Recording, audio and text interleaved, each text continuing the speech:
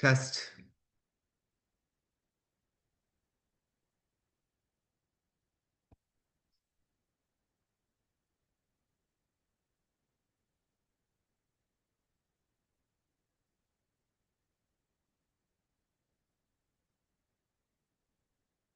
Hey, everybody. Sorry for the delay. Stacy, welcome. Alicia, welcome. Greg, welcome. We got all these people. Then we're welcoming here Lavette, all in pink. Liking that. Let me just get everybody else in here and see what's going on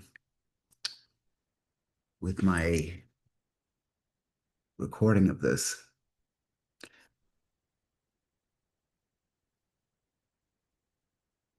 Sorry for the delay.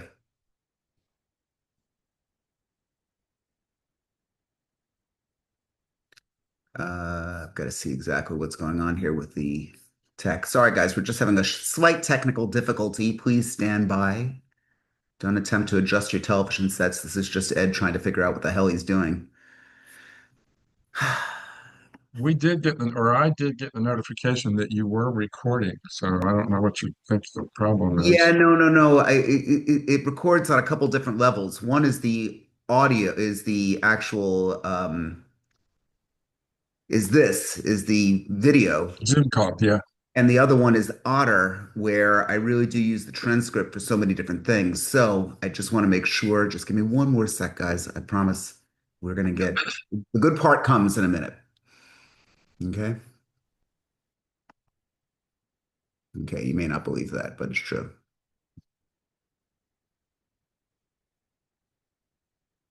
One last thing. Come on, Ed.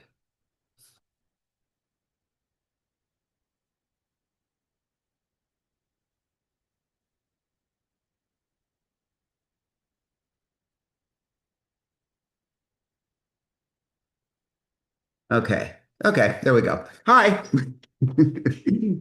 How's everyone doing? Let's see what's going on with the group here. Any new stuff happen over the last week that we can shout out about? Any listing appointments in the last week? Okay, Greg is nodding-ish, sort of Yes. slowly. Oh yeah, I got one, two actually. You got two listing appointments. Did you get the listings? Well, one of the appointments is at 5 o'clock this afternoon, Okay. and the other one we're still waiting on other interviews. Okay. Okay. So, oh, Vivette just raised your hand. Go ahead, Vivette. I was gonna say I just put up two listings Yay.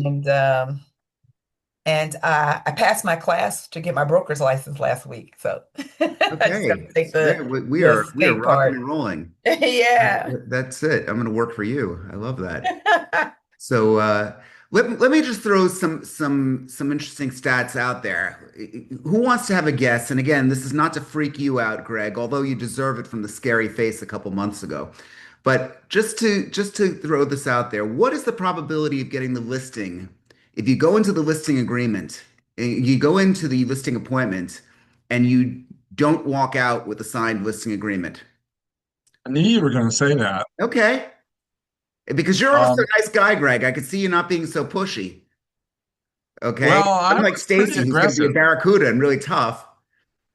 I think it's like 1 in 30. It's like what? 1 in 30 or some crazy number like that. If you go on 30 appointments and you don't get the agreement in the first appointment, it's like one of those you might actually get an agreement. Okay. So here's an interesting stat to think about. Um, if you walk out of a listing appointment without the signed agreement, you've got about a 50% chance of your probability of getting the listing is it falls tremendously. So if you walk out, you've got a 50% less chance by if you walk out without that listing agreement. It doesn't mean that you are going to not get the listing. It doesn't mean that, that at all. And I'm not trying to freak you or anyone else out. What I am saying is that statistically, you are going to walk away and not be able to get into, pick up the listing. That's really, really problematic for all of us, that we've got to really stop and think that through, because the natural inclination for me is let's let somebody think about it. Does anyone agree with that statement? Maybe? Stacy? No? Maybe? I agree. You agree. Okay.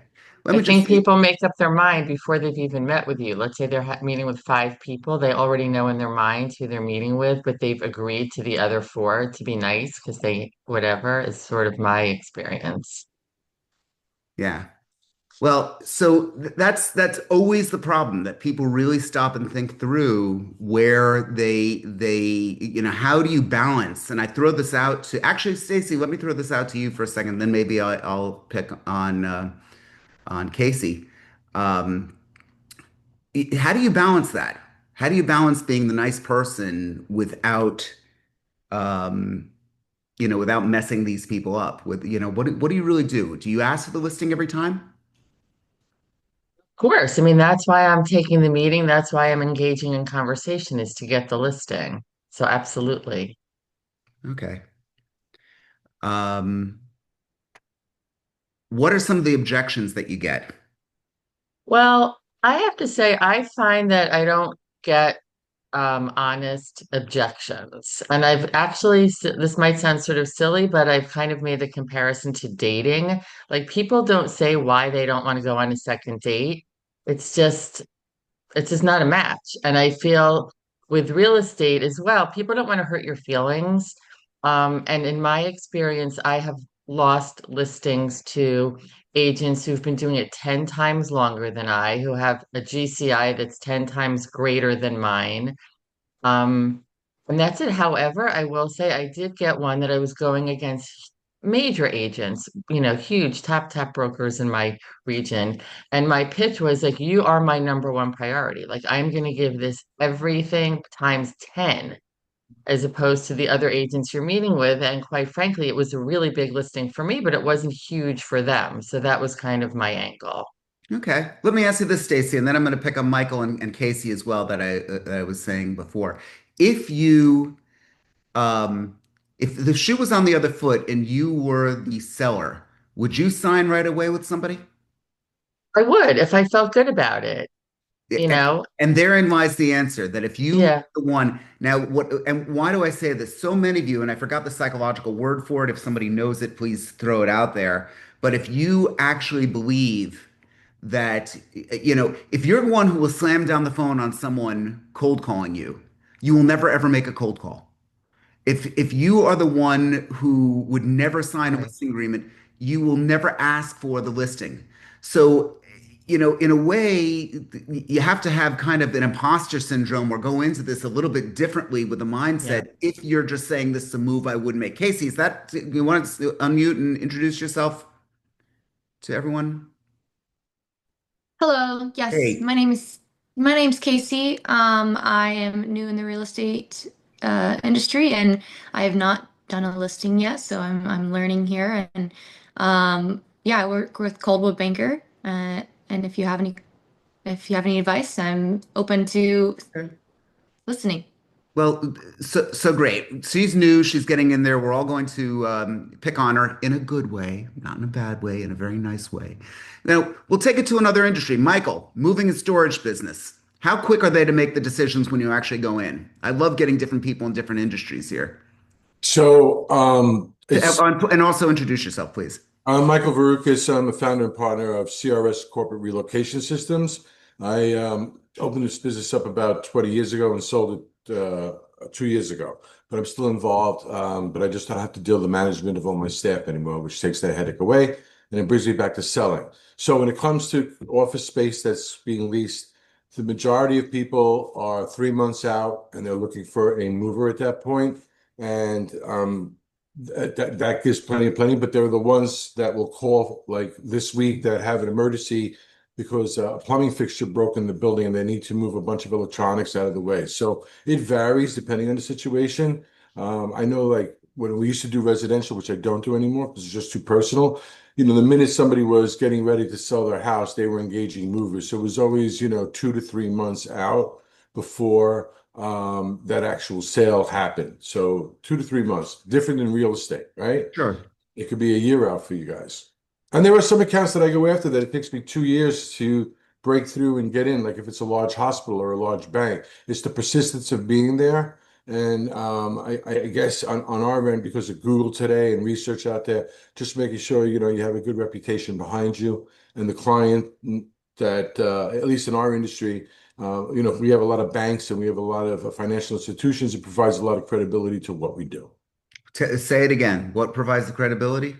References and really, your reputation after all the years of being in business is really what sticks behind you for years to come. You get one good client now, when you're in your 30s and they trust you, they'll probably use you straight through until they, retire. And it's the same way in real estate. People like to do business with people that they can depend on and they like to work with. You're not going to click with everybody. So you pick your winners and So stick to your clients that make you money.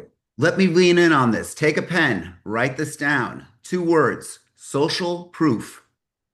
Social proof. People want that. You could call it referrals, endorsements, whatever it might be. Social proof. People need to see, they want to go with what they're perceiving is the safe mood. Anyone old enough to remember the saying, no one got fired by hiring IBM? It's an old saying. No one got fired by hiring IBM. Why? Because if IBM fucks up, okay, let's be very clear about this. You're not going to get fired because it was IBM. Of course, IBM messed. Well, of course, I hired IBM. I thought I was doing the right thing. It's courageous to go with the non-known brand, even if in your heart you believe that that works. So if you are the lesser person from not lesser in life, okay, I would never say that, but if you are someone without the credibility, you need to figure out a strategy and structure that's going to get you over. One of the big things is social proof. Yeah, Michael, that was an agreement, or you wanted Yeah, to? no, I agree with just what is your added value? That's really, because when we were smaller, we're much larger now. We have, a couple hundred people working for us. But when we were smaller, you could always reach me, the CEO of the company, before I was really actually the CEO. So what was the added value that I was bringing at that point in time at the start of my business versus where we are now? And, it's different as your business grows. I just wanted to bring that up. It's just what Sure, is your distinction? What is your added value to this client?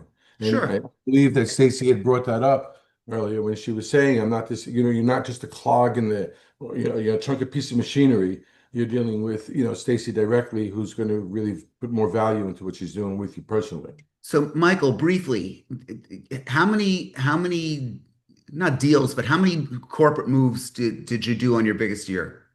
I don't want to know the money. Oh, my base year? I'm biggest year, biggest year. Oh, my biggest year? Okay. I mean, over 8 million, I don't know, thousands, 1,000 moves a year easily. Okay, so great. And each one of those took some type of meeting, whether it would be just an email presentation, or maybe somebody called up and said, "Oh, you're great. I've used you before. Sign here." If you actually got the call when someone said, "Oh, I'm sorry, I'm going to go with someone else," did that sadden you? No, Great. Casey runs didn't take that the personal. danger, and this is where I mentioned you, Casey. I throw this out to you because it's very important that you see this. You run the danger of saying, "Oh my God, I didn't get that particular deal. It didn't work out." Why do I say this? I say this to every agent that's fairly new. The notion of losing a deal becomes much, much less important to you when you have other things in the pipeline. Nod wildly if you agree with me.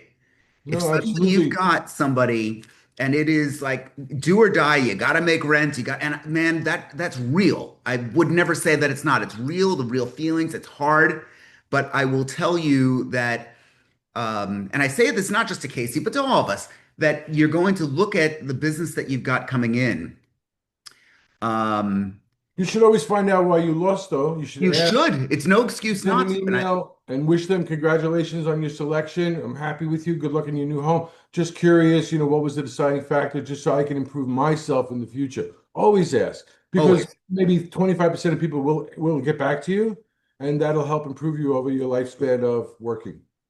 Always. And it's one of those things that I think you could get. I've told the story before that I had a listing appointment with someone who said to me that he thought I was the better realtor. Um, and he hired the other person, and I took him to lunch. Spend some money, take the guy to lunch. He said, "You're the better realtor. I think you're smarter." I said, "Then why did you hire the other one?" He said, "Ed, women make decisions. She's a woman, you're not. My wife is ultimately deciding who's going to buy or sell, where we're going to go. I think you're in the wrong business." I got estrogen stat. I needed women. I needed women. I got it. I mean, suddenly, if and here's the thing: you could sit around and cry about how unfair the world is, or you could build a strategy and structure around fixing the problem. You see, the winners really consistently do that. Okay, going on. Everyone should have the workbook. I'm sorry for the little delays going in, but so much of this is psychological. You've got to really go in believing that. Well, I'd like to go in with this kind in the mindset. Um, what most agents do when they go into a listing appointment is they imagine being kind of like, okay, it's a mutually decided thing. I'm going to answer their questions. And all of that is great. I think you need to go in like you're a doctor facing someone who's about to have a heart attack. I think you need to show as much empathy and concern for that person that they need you, that there are scoundrels out there that are going to do terrible things to them. And it's true. Now, maybe they haven't come on to any of them or run into any of them, but I go into every single listing appointment, and there's one person right now. I don't know if Dina's here now. I don't think she is. Um, Thank God she got us. Thank God she got us. She would have been ripped apart by so many different people. The alternative to me, and I won't say the person's name, Howard Jones. I'm kidding. I'm not going to say this guy would have torn her to shreds. This guy would have just really done absolutely the wrong thing. The home still would have been sold. It wouldn't have been done in the way that she needed it done for the top dollar with the genuine concern of being able to get into the business. So you've got to go into it. If you go into the mindset that you're really doing them the favor, that you're the doctor, you're the lawyer, you're somebody who's so genuinely concerned about the welfare of that person, it changes the entire dynamic in your mind. And from that standpoint, you need to meditate. Okay. If I'm going to lose you guys now because of my hokiness, so be it. But I do this. You need to meditate. You need to focus. You need affirmations. You need to be able to genuinely go into that meeting with genuine concern for the client. And if you can't feel it, fake it. Find a way to actually get yourself into that mindset. Every single time I've done this, I landed the deal. And again, going back to what that crazy statistic is, if you don't get that person on the first try, your chances of getting them falls by 50%. So let's go. Here's another statistic which is interesting. Top producers get 75% of the listings. If they go into 10 listings, they're going to get they're going to get seven of them. Now, what do I mean by that? They're going to get a certain number of them right when they go into the meeting, and then one or two are going to say, "I need to wait." But they're still going to win about 75% of the time. Now, why is that? If you look at the NAR statistics, and I'm looking at some of them right here, give me a second. I like to get it like exact. Okay, 90% of sellers use a real estate professional use a real estate professional. That's great. 71% are more likely to hire an agent who provides virtual tours or interactive floor plans. 78% are more likely to hire an agent using high resolution photography. Anybody see the iPhone photos on your competitors' listings? Don't do that. Yeah, look at Greg's face. Yeah, you don't want that. You don't want that. I'm not saying it's the easiest thing in the world. I'm not saying you don't have to invest in. In fact, it's the only business that I could think of where we invest so much money and time into getting someone else's product marketed, and you could be a total loss. How do I know? I'm about to lose one. I've got something that we put 5 months into it. The guy's a complete jackass, and we spent time and money and all of this, and it's a giant zero for us. It happens. Don't beat yourself up too much about it. Um, Let me just see what other stats we got here that I just thought were really important for you to know. Oh, how many, when you get the listing appointment, how many people is that person actually planning to meet with? Any idea? Greg says three. Anyone else? You say four. Would you believe that Seven? 81% actually seek just one agent? 81% is just actually planning on meeting one agent. We talk ourselves out of deals all the time. And so many times that that particular agent, now again, you could find conflicting stats on this. I always hated when people come up with this. I've got this from NAR and from a couple of other sources. Um, but I think the point is this: the deck is stacked in your favor in many respects. And the whole idea behind this meeting is to try and get you to continually stack the deck in your favor. If we know that you've got a 50% chance of not getting, or the probability of losing the deal falls by 50% or increases by 50% if you don't sign right then and there, you don't beat yourself up if you don't get it right then and there. You just understand that this is just a moving set of statistics. I'm not a big fan of self-mutilation or killing yourself over deals that might not be perceived or working things out. I want you to have a velocity of opportunity where, yes, you'll be maybe a little frustrated, but it won't be devastating. Does that makes affinity bias too? Lisa, what can you explain what that is? Lisa Combs, you want to unmute yourself? And I never heard the term affinity bias. Lisa, you got to unmute. Maybe. Okay, I don't know where she is. And if anyone has a chance to look up this, I'm curious now what affinity bias is. It won't let me. Okay. I don't know why it won't let you unmute. We're having technical difficulties today, I guess. Okay, I do want to find out. You raised my interest in that. Um, what else? How many of you actually go out and take a look at what's going on in the market before you go to that listing appointment? I'm looking for the honest person who says they don't. Okay. Greg, you don't? I'm kidding. The honest person who says that they've just, too many of you, look, you're not going to admit it here. I wouldn't either. I'm not going to hold that against you. But I will tell you that uh, so many of us go on and wing it. And I think that that's problematic. Lisa Murray, could I pick on you?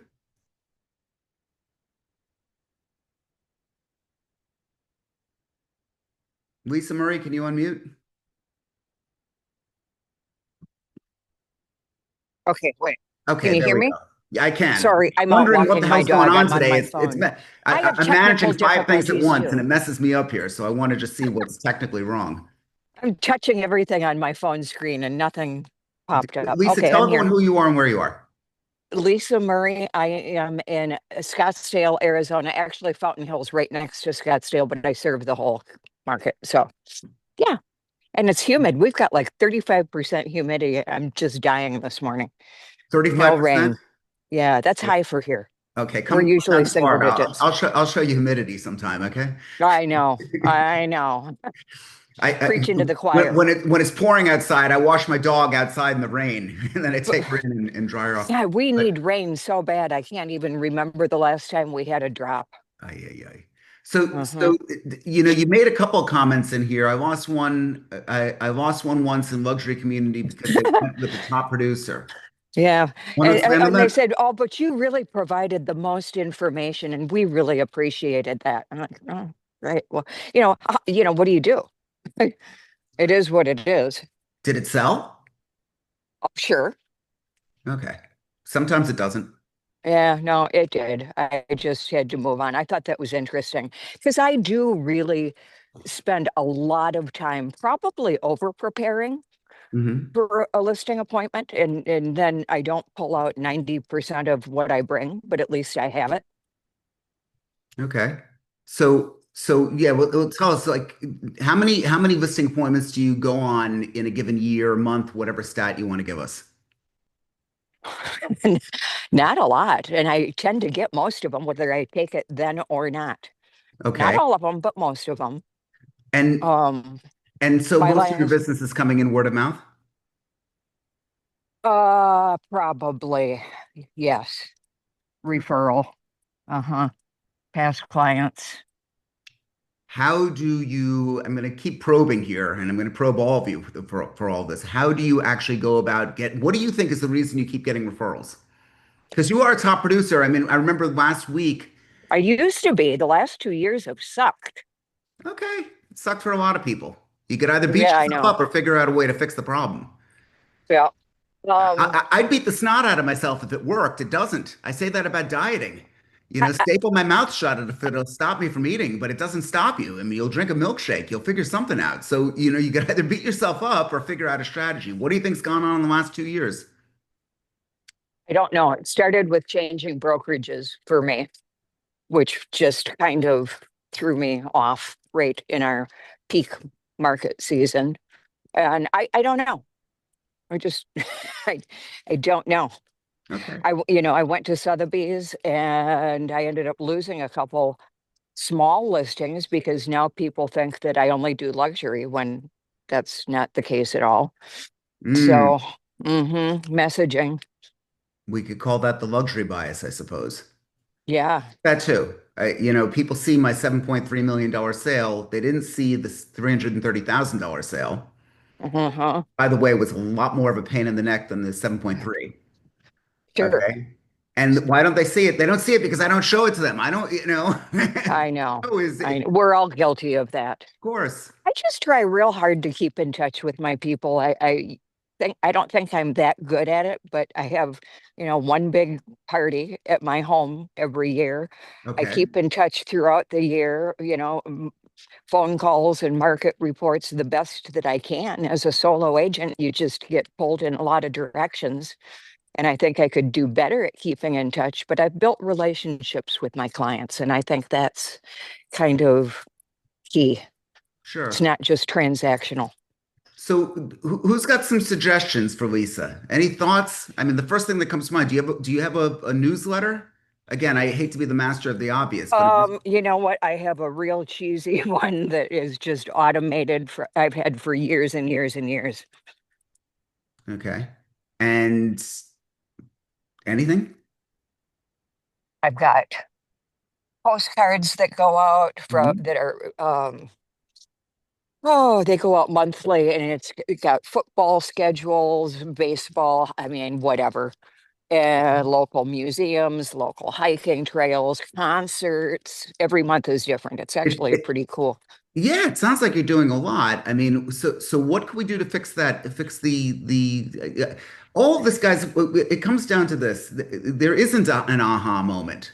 I wish there Mm-mm. was. I don't think there's an aha moment. I think that suddenly you get a little bit better, a little bit better, a little bit better, and then lo and behold, you're getting business. That's what I Yeah, and really and see I happening. don't worry about it anymore. I used to get kind of worked up when I didn't have much in the pipeline, and it just comes out of nowhere when you least expect it. Yeah. At least It's it always has.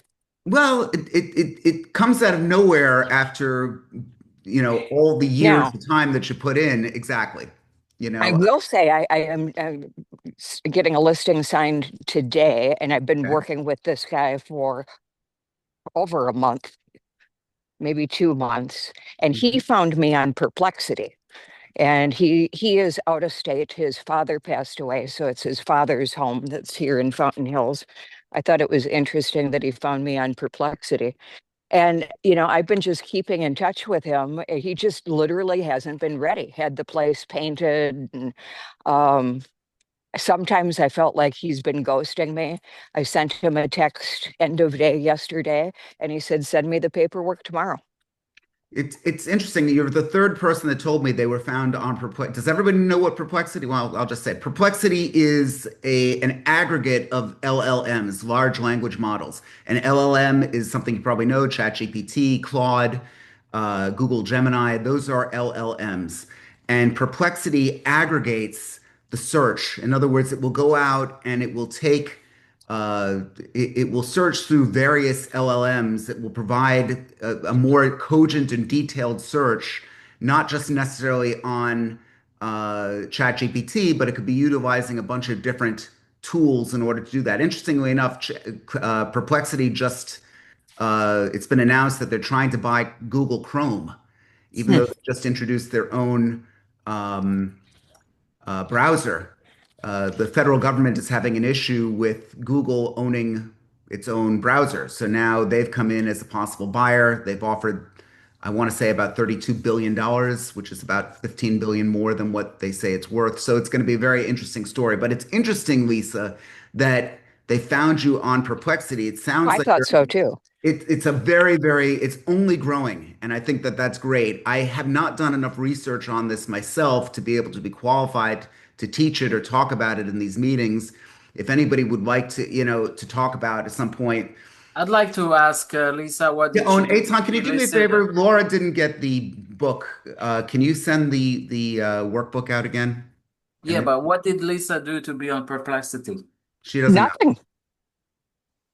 She doesn't know. Absolutely not. And No and idea. and truth is, I don't know either. That's the thing that we've always looked at search engine optimization, getting yourselves, up at the top of Google. Now I'm hearing more and more people getting getting noticed on these LLMs, and it makes sense. Obviously, people are doing the same type of searches on these AIs as they were on Google. So the fact that Lisa, almost by accident, became the one of the top Totally by people. accident.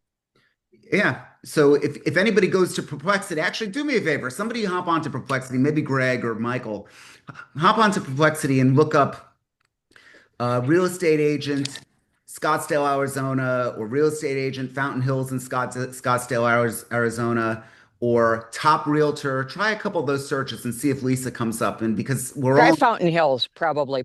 maybe Fountain Hills, but it would be interesting to see, and certainly if there's more work that we could do.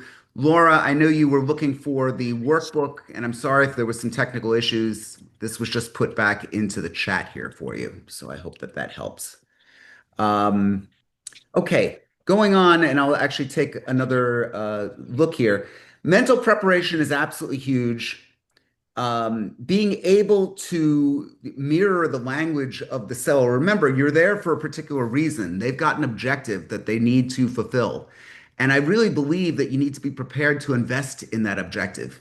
You ever see the movies where the big procurement, somebody's buying rocket engines or they're going into the big high stakes meetings, maybe the Wall Street movies, and they're in and they're having, blinis at Cipriani after work and they're doing these big high stakes sales. There's no reason in the world why you can't have that mindset going in.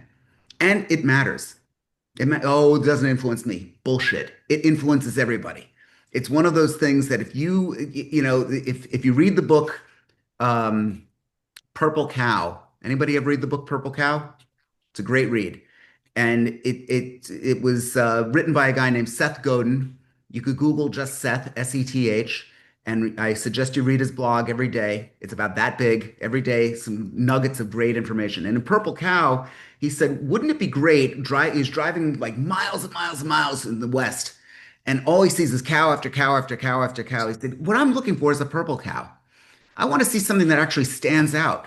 So, how are you a purple cow? I think that that's what people are actually looking for in these meetings.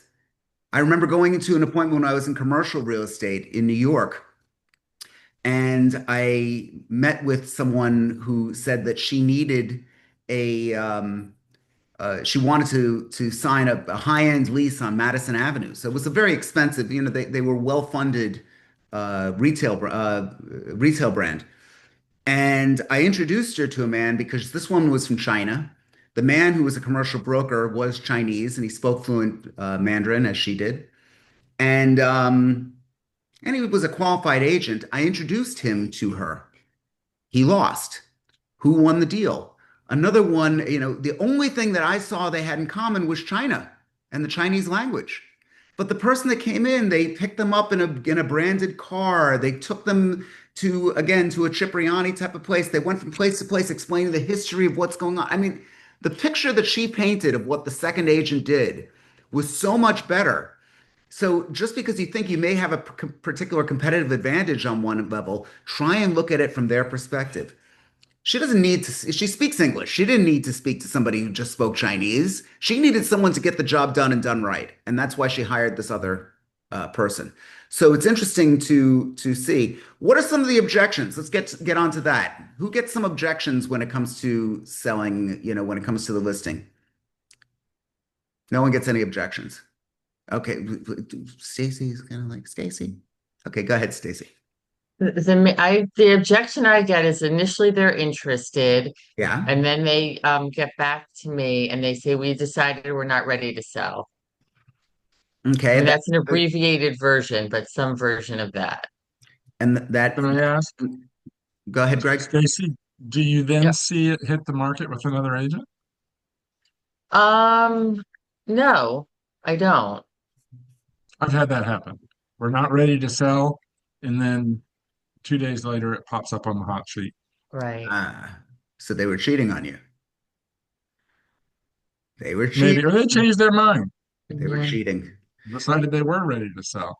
My most common objection, I think, I don't keep track of how many different objections I hear, but is around commission. Ah, okay. I was waiting for somebody to bring that up. Great. So how much do I need to pay you? Are you asking that I'm question to asking a me? question. Well, I can't answer that question in this forum. mm, okay. Well, I met somebody who drives around in a car that says 1% commission. I'm not kidding, by the way. I met the schmuck. He's Oh, driving around. Talk about a race to the bottom. His car has 1% realtor commission on there.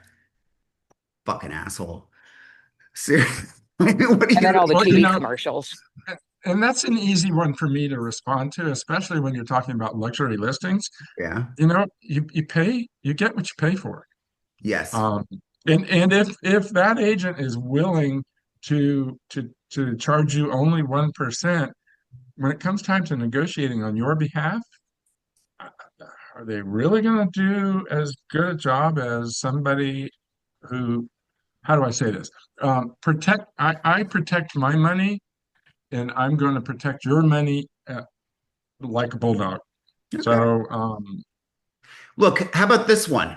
Okay, and this has always worked, and you could try different variations on this. You guys can thank me later. You could take your date to McDonald's, or you could take her to Le Cirque, or you could take her to a soup kitchen. In all three instances, you're taking her for dinner. Isn't that true? Now, in which instance are you most likely to get a second date? Now, if you want to be bold, you could say, in what instance will you get breakfast? Just kidding. The point that I'm making with all of this is that if you really stop and think through, just because you're out and actually selling, there's two lawyers, one with so much experience and so much behind them, and so much they're both past the bar. So you've got to ask yourself, really look critically at what's going on. My wife worked in retail in 2008 or 2009, whenever the economy was horrible, she went back to work and she managed retail stores. She went on 5 interviews. How many job offers did she get? Anyone want to guess? 5. Five, because she's that good. Because people who are really, really good at what they do, the point was that they had the interview because they needed somebody. That's why they had the interview in the first place. So people get freaked out about those things. But the point of the story is that she went in and saw another woman who was waiting on, I guess, the same interview or a similar interview, or, a disheveled mess. This is at Ralph Lauren, guys. The woman was a complete mess. Her hair was a mess. Her clothing was a mess. She was completely disheveled. She didn't stop and ask herself the obvious questions.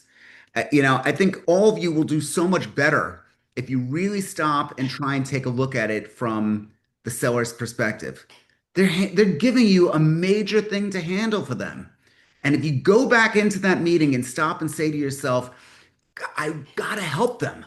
I've got to help them. It's a different mindset, and it's one that I can almost guarantee you've never come into this with. I have got to help them. This is an elderly couple. If they don't get the maximum dollar for this, they're going to run out of money, and everything bad is going to happen. I have got to help them. If you keep saying that to yourself, you're going to go into the meeting so much differently. Guys, it is all mindset. It really is. And if other people could walk in, if 75% of the time the top agents are going and getting the listings as soon as they walk out, you should be able to do it 50% of the time, 40% of the Can I just add just a comment? I've been trying to think about, I read a book a while back. time. Okay. I don't remember what book or what, but it referenced, that the sellers in their mind have already made their decision. Mm, And so Are you the one, or are you just, it was like the placeholder or something like that? I can't remember the name they used. They're just going through the motions basically because they feel like they need to interview three Yeah. people or whatever because they read it somewhere. So are you the one, or are you like the placeholder for just the other interviews they feel they need? Well, okay, so what's the question? It's not a question. Oh, It yeah. was just a comment Yeah. Okay. Look, because that's always stuck in my head, it you could very know. well be that you are the place to look. We're not going to win 100% of the time. I really wish we could. I Mhm. haven't. I hope you do. But if you could increase the probability of all of this, a lot of you have looked upon this. The thing that I've come to realize is that some listings are just not worth it. There's some people that are horrible people to work for. It'll suck the life out of you. That's for another time. We could definitely talk about that. But when you go into each of these meetings with a certain mindset and a certain plan and a certain presentation, that's great. The social proof, huge. So if one of the things you could do this week, Casey, you could do it as well. It doesn't matter whether it's real estate or not. Get a video endorsement from somebody about how great you are. Get an endorsement. Again, put the whole nobody ever got fired by IBM into your mindset there. If it's good for them, it's good for me. If it's somebody that's worked out and it's worked out for them, it will work out for me. If they see themselves in that person, it's going to be extremely helpful and another tool in the toolkit of you being able to break through. Lisa, you're trying to say something. Where would you put that video? I have one. I've not used it yet. Everywhere. YouTube, Facebook, Instagram, LinkedIn, Snapchat, if you're into like teenage kids and snapping. I don't know. I don't know. I'm thinking about that. No. TikTok, wherever you might be, I would get that everywhere. And I would be, again, we need to have other meetings about the use of social media and what the real effect of it is. And I'm not going to assume any of you are going to become huge TikTokers. Although if you look hard enough, you could see a couple things of me dancing with my kids on TikTok. That's for another time as well.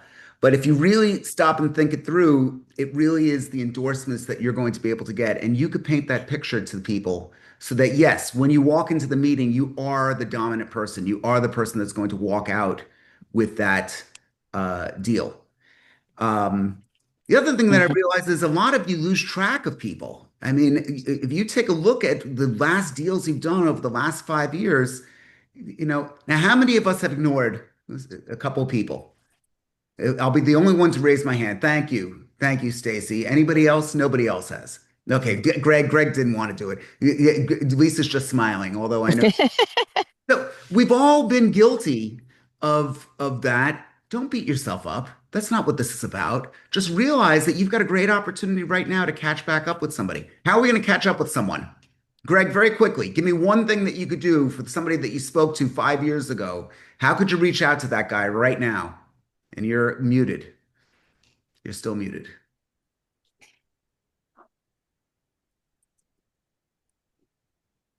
You're still muted.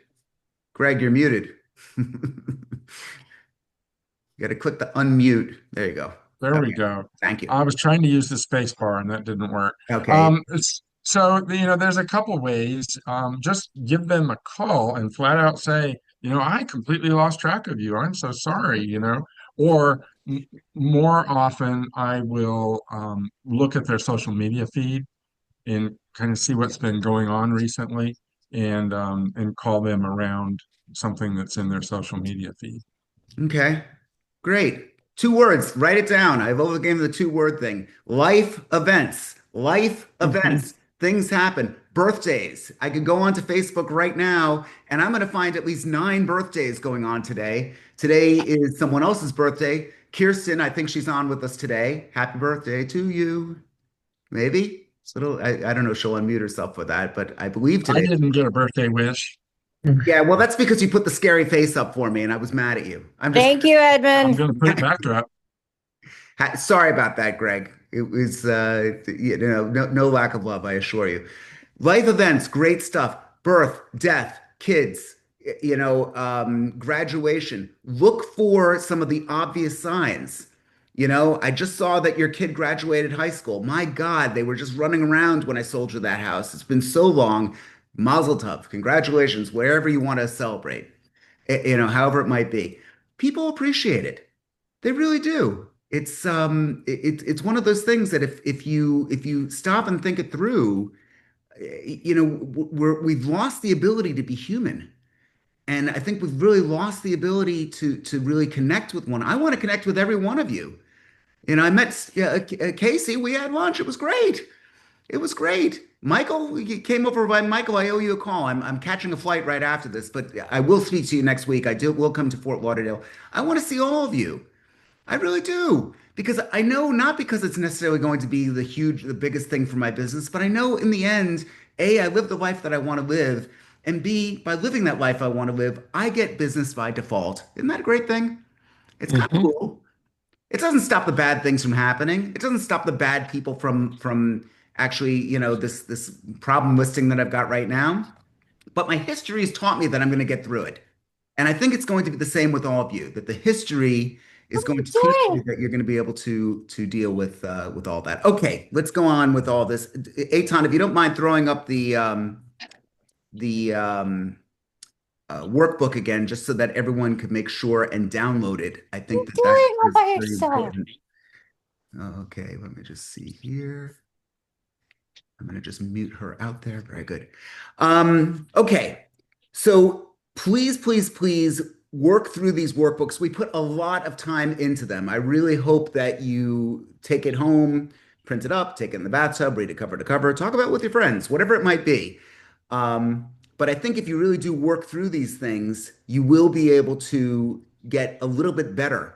If I can make you 10% better in any given time frame, I've done my job. I hope to make you a lot better than that. But if you could try and focus on this and take a look at really the neuroscience behind why you're not asking for the listing when you actually walk in, my bet is that you're going to find out the things that you don't like that contradict the selling process. If you don't like the pushy salesperson, you're never going to be a pushy salesperson. Great. But we know at the same time, you need to ask for the listing before you Mhm. leave that meeting. There's a reason I'm harping on this, guys. Okay. There's a real reason. I'm making this really important. How do you reconcile that? How do you get from being that pushy salesperson to the person that really, really gets the listing? And to me, it's being like a surgeon that knows they need to go into surgery now. You have to help that person. If you change that mindset, you're going to call me next week and say, "What, Ed, I got the listing. I can't believe it." It happens every time. People call me up. They're like, it was just such a massive change for them that they just went in with complete dedication and genuine concern for the client. It might be manufactured, but it does work. Okay. Other questions, other points in all of this. I really hope that all of you do follow the workbook. It's important. Anyone? Anyone? Okay. What is the luxury presentation? The luxury presentation. What- Well, we could go through all of the presentations that are actually out there. I want you, the idea behind this is for you to put together the best materials about you, the best foot forward about you. In other words, a lot of presentations happen without actually coming in with the printed materials. The people that go in and go and get the actual business are getting stuff that that they've come in with the actual mindset. I don't really care what the materials necessarily say, provided it's giving a clear and clean presentation to you. We do have some examples, and I will make it available to everyone on the website. Some of the stuff that I've used for myself. It does say it in this workbook, the types of materials that you need to put into your presentation. The best thing is, but I don't think that there's one size fits all. So if Lisa, you were expecting just a step-by-step thing, I apologize for that. But we do have, No, what? no, I wasn't, not step by step. I just thought I don't know. Well, look, there's the I biggest thought it'd thing. be more presentation wise, but that's okay. Okay, look, and to that end, there might be more stuff that we'll be able to put together for other meetings. I look at this and I've said, at least the history of running these meetings, if I make something that's like, oh, do these three things and it's going to work, I find that it's something that people resist. What I'm really hoping is that you do some inner reflecting and take a look at the kind of people that you're working with. What are they going to be receptive to? That's really what I'm trying to get you to see. There's some woman that's out there. She's done very well. She's printed up almost like gambling cards. I forgot this lady. Do you know who I'm talking about? Greg's nodding. What was this I, lady? do, I don't remember her name, but I know exactly what you're talking But about. she goes in and she puts down a card and it says, "We have the place staged. We have the place cleaned. We have the place this." Oh And I yeah, have which people. ones do you want to take away Which ones with do you the want to take away and which ones? And she's done that whole thing. I don't know. It works and works really well for her, but that's not the business that I'm getting. The business that I'm getting is somebody that's going to say to me, I'm going to go to my clubhouse because again, everyone knows I'm a country club realtor, and I'm going to meet with people who are going to actually put me in front of a friend. I immediately have an advantage over that. The whole card thing to me is when you don't know somebody or when you're really trying to, see, it but doesn't. you built that reputation within your community. I have, and I'm hoping that Hmm. you could do the same. I want you to be a farmer. I mean, I want all of you to be farmers. That to me is one of the most efficient ways of building business, to find 1,000 homes, 1,000 residences in an area and hammer away at that. That to me is really the point. As far as structure goes, it is in the workbook, things that you're going to be able to do um, to be able to heighten the probability of success. And I want you to take a critical look at that. Um, Okay, we're running short on time here. Wants, needs, and brags. Now's the time in the meeting to talk about what you want, what you need, and what you would like to brag about. I'm on my way to New York at 12:30. I'm just there for a quick overnight, and then I'm off to California. So that's my brag. Got to see my daughter. Can't wait. Uh, who's got some brags? I have a brag. Oh, who is that? Lavette. Okay, Vivette. Hey, let's hear your brag. So my niece and nephew, boy and girl, age 10 and 11, they have come to visit me for the first time, and they've only been here 2 days. I don't know how people do this for 18 years. I, yeah. That's why I never had one. I'm potty Okay. training a new puppy. It's got to be similar. I love them to death, but my goodness, I cannot wait until Monday gets here. Yeah, it's a lot of work. It's renewed respect for primary caregivers, right? Yes, yes. Mom worked her ass off. Woo, hats off to you parents. Yeah, no, believe me. Lisa, I'm potty training my 3-year-old son. Dogs are much easier. Oh, yeah, because you can put a diaper on him. Okay, well, and the debate goes on. Who else wants, needs, or brags?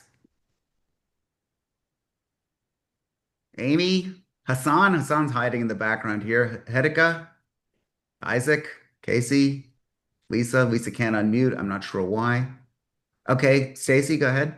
Well, it's not really a want, need, or brag, but just following up on what Lavette said, my niece just came to visit me. She is 25, and Okay, it is like party central in the Hamptons right now. And okay. I have done nothing in the party scene. But with my 25-year-old niece, I can't even count how many places we went, how many selfies we took, how many posts she posted. My head is spinning.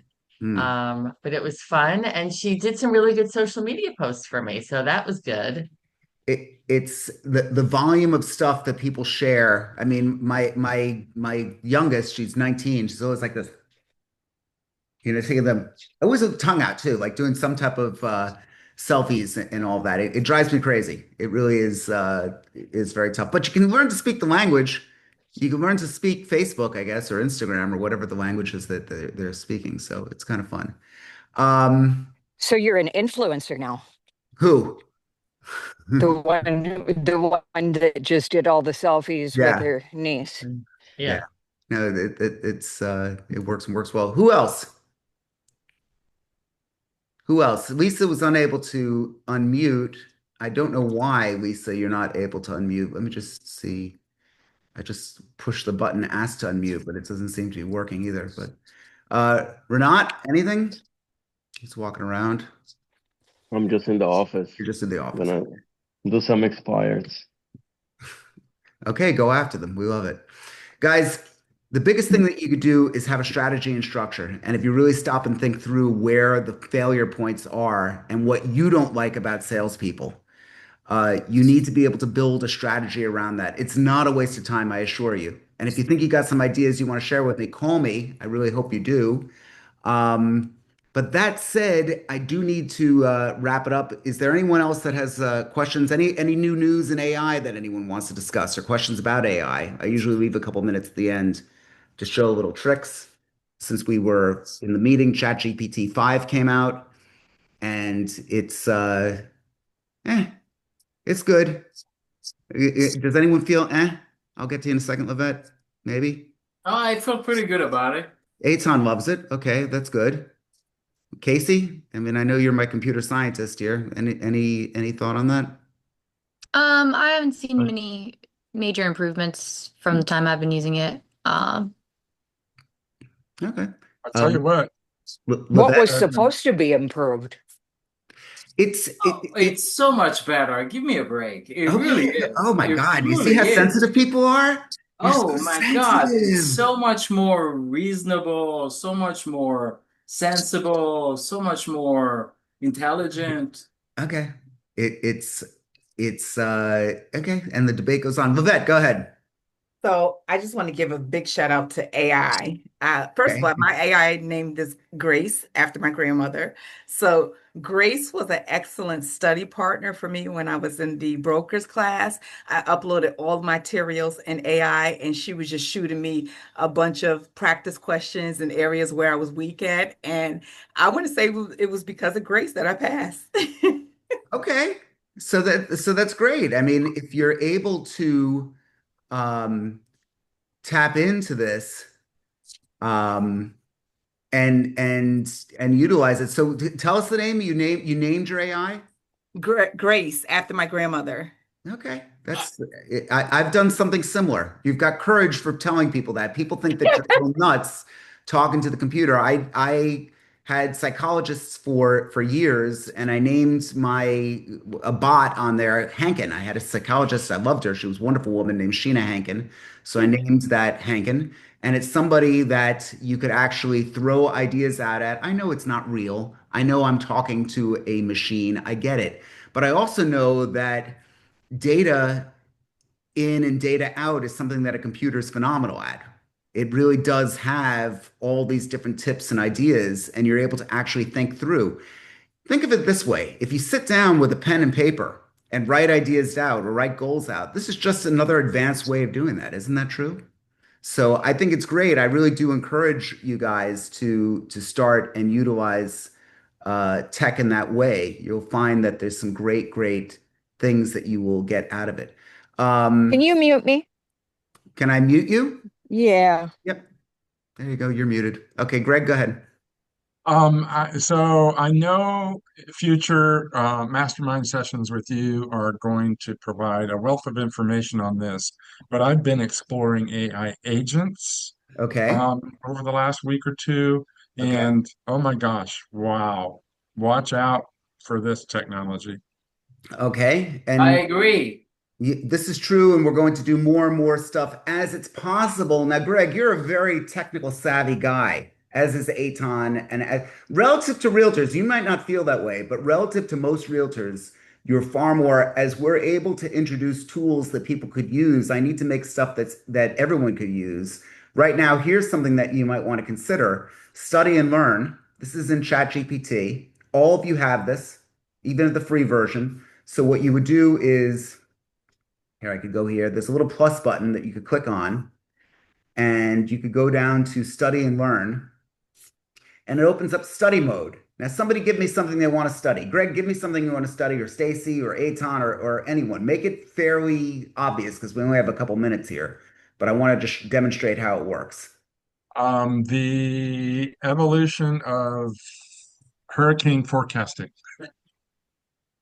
I'm watching this hurricane coming across Okay, the I mean, Atlantic. come on. You can't say English or French or German or How about that? How no, about no, the no. history? You know, Okay. Yeah. I was looking for a little bit better. History of Abraham Lincoln. How about that? Okay, great. History of Abe Lincoln. Can you teach me about him? So let's see what it actually comes up with. Sure. Before we dive in, let's get a sense of how you want to learn about Abraham Lincoln.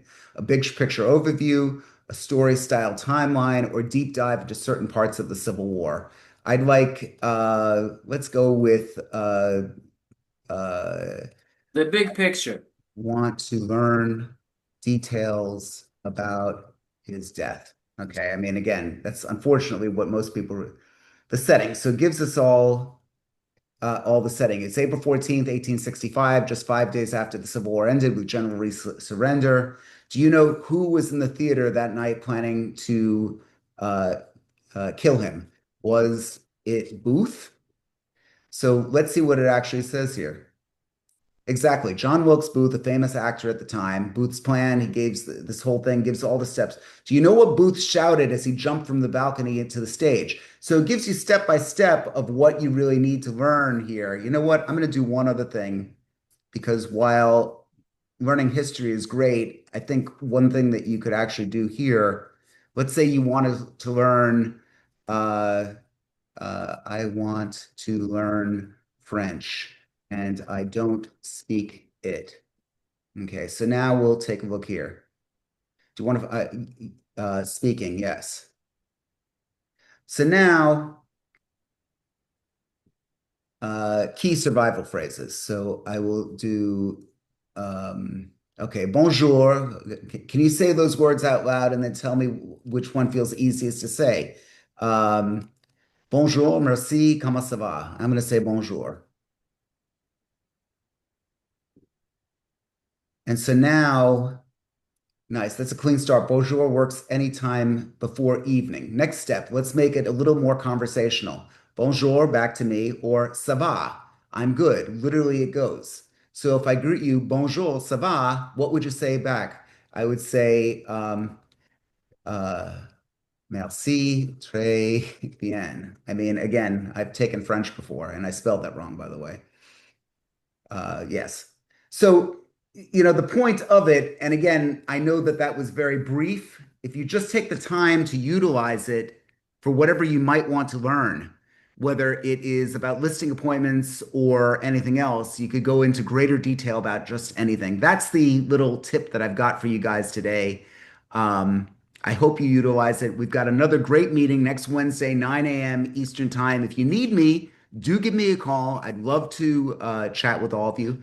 And since Terry's not here, we won't have any singing, but I look forward to seeing all of you next week for another exciting episode of Rain Nation. Take care, guys.